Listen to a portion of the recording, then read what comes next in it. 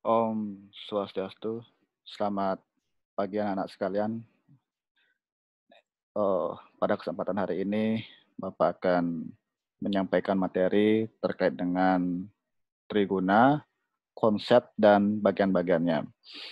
Jadi anak-anak, ini merupakan lanjutan dari materi kita di semester 1 di bab baru ya mengenai Triguna. Mungkin anak-anak sudah memahami secara komprehensif terkait dengan eh, Triguna, pernah mendengar istilah Triguna, ya, bahkan pernah membaca, mendengarkan atau menyampaikan istilah Triguna. Nah, tetapi di sini kita akan membahas terkait dengan konsep dan bagian-bagiannya. Ini di pertemuan pertama kita di bab 3 ya, bab 3 setelah anak-anak mengikuti ujian tengah semester ya, dan ini materi lanjutan terkait dengan bab ketiganya. Namun sebelum itu, Pak tidak henti-hentinya mengajak anak-anak ya sebelum melakukan aktivitas pembelajaran ya, maka ini sangat baik sekali kita mendahulunya melalui doa terlebih dahulu.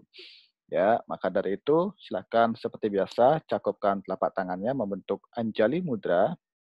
Ini bentuk Anjali Mudra. Telapak tangan cakupkan di depan dada. Silakan ya, berdoa dimulai. Bapak pimpin secara virtual ya. Berdoa dimulai.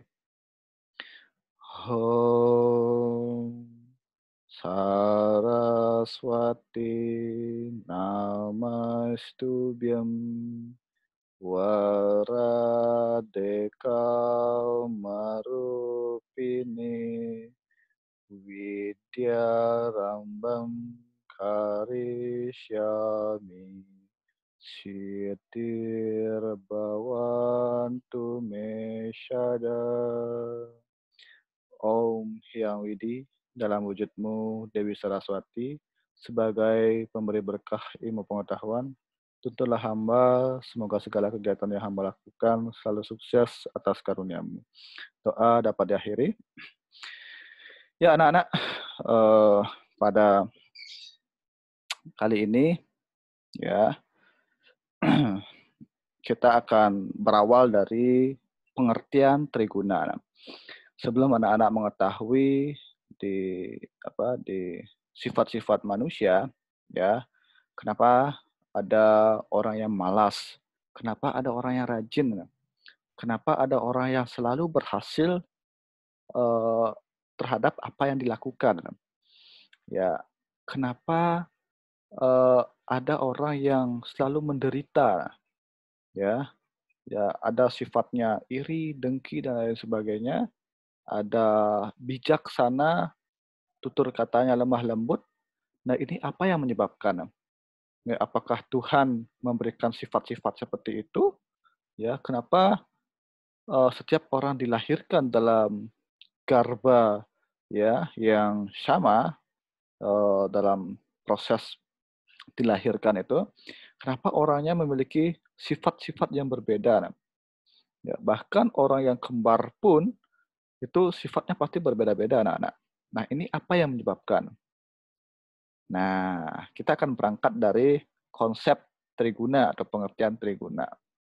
Ya, jadi triguna itu ya konsep apapun itu anak-anak ketika dalam agama Hindu itu pasti sumbernya dari bahasa Sanskerta.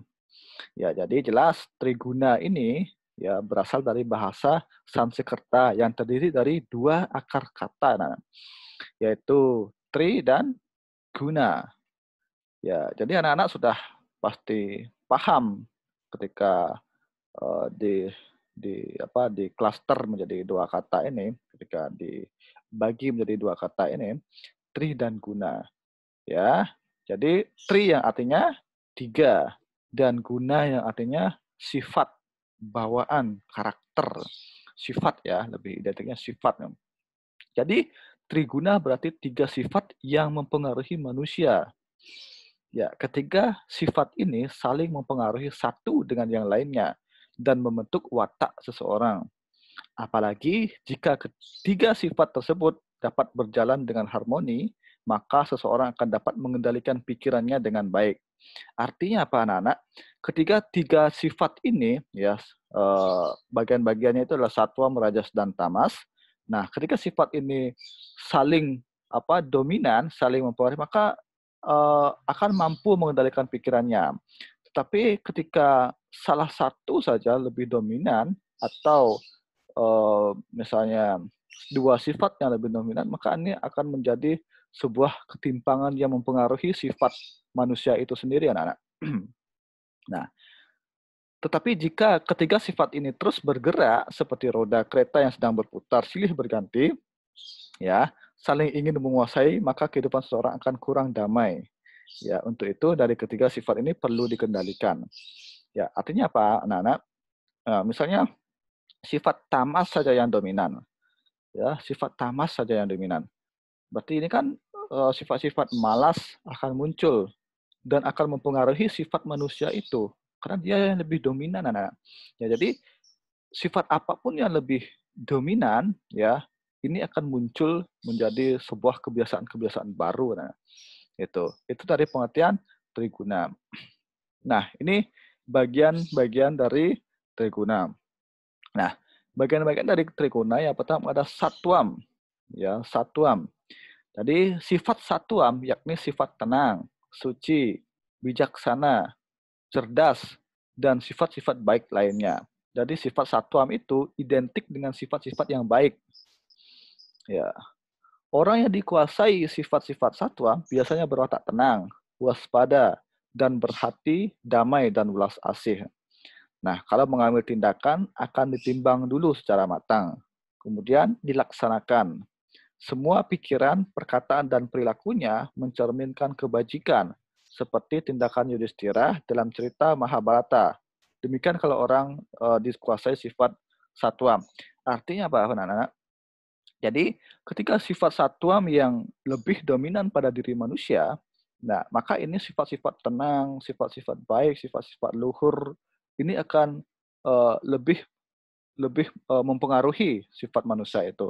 Jadi lebih kelihatan. Nah, di sana anak perhatikan orang yang misalnya bijaksana, santun, ramah, ya walaupun kita caci, kita cerca, tapi sifatnya masih baik, tenang. Ini berarti sifat-sifat satwam yang lebih dominan mempengaruhinya, anak-anak.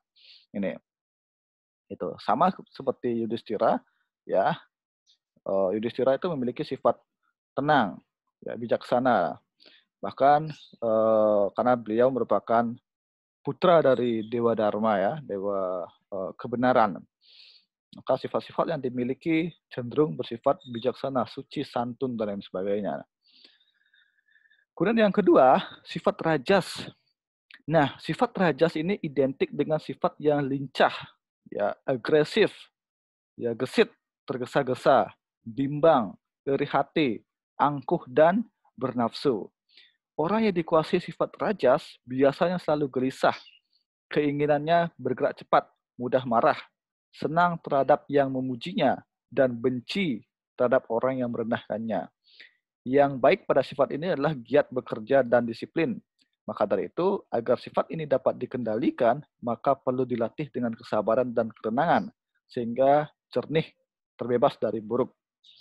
Nah, ini sifat rajas itu ya agresif, ya lincah, ya agak tergesa-gesa juga ketika mengambil atau memutuskan sebuah keputusan, ya menetapkan sebuah keputusan dan sebagainya agak tergesa-gesa. Nah, tentu hal-hal yang bersifat rajas ini sangat baik juga kita miliki, ya, agar misalnya dari segi kedisiplinan, dari segi eh, apa kemauan kita belajar, ya, ada sebuah ada sebuah eh, hal yang positif yang bisa kita eh, ikuti dari sifat-sifat rajas ini, ya. Itu. Kemudian yang ketiga ini ada sifat tamas. Nah, sifat tamas yakni sifat tamak, paling malas, kumal, rakus, dan suka berbohong. Orang yang dikuasai sifat tamas biasanya berpikir, berkata, dan berbuat sangat lambat, terlamban ya. Kadang-kadang malas dan suka tidur, rakus, dungu, besar birahinya, keras keinginannya, serta suka tidur, suka ikut campur dengan anak dan istrinya. Ini. Orang yang dikuasai sifat tamas akan jauh dari sifat susila atau kebajikan karena perbuatannya hanya mementingkan dirinya sendiri dan tidak mempunyai rasa kasih sayang terhadap orang lain di sekitarnya. Ya, artinya apa, anak-anak? Jadi sifat tamas ini sifat yang paling buruk di antara sifat-sifat dari triguna. Ya, sifat yang paling rakus, tamak, ya suka berbohong dan lain sebagainya. Inilah sifat-sifat malas, lambat, ya kerja apapun ini pasti lambat. Ini sifat tamas ya. Itu. Nah, perlu nggak kita memiliki sifat tamas, malas? Di satu sisi itu perlu anak-anak. Ya, ketika di sisi yang lain kadang-kadang eh, jangan terlalu menjadi dominasi sifat ini ya. Nah, sifat tamas misalnya, sifat malas, malas ngerumpi misalnya kan harus kita miliki ya, agar hal-hal yang positif selalu kita lakukan ya. Ini itu ya. Jadi ketiga sifat ini ya ini akan saling mempengaruhi anak-anak, akan saling mempengaruhi ya. Bahkan setiap orang tidak hanya memiliki sifat satwam saja, tidak hanya memiliki sifat rajas saja, tidak hanya memiliki sifat tamas saja. Nah, kadang ketiga sifat ini saling beriringan, tergantung yang mana lebih dominan, yang mana anak-anak lebih aktifkan tiga sifat ini dalam diri kita. Ya, ketika orang rajin, ya orang giat bekerja. Nah, itu sifat satuan dan rajas yang lebih dominan. Ketika orang yang malas, ya bangunnya kesiangan, selalu kesiangan dan sebagainya, ini sifat-sifat tamas. Tapi sifat-sifat satwam dan rajas itu ada pada dirinya, tapi lebih kecil. Ya, lebih dominannya ini sifat tamas lah. Jadi tiga sifat ini selalu saling mempengaruhi anak, yang mana lebih dominan. Nah, itu yang bisa Pak sampaikan pada kesempatan hari ini yang berkaitan dengan triguna, konsep dan bagian-bagiannya. Semoga anak-anak selalu sehat dan selalu belajar, ya giat belajar.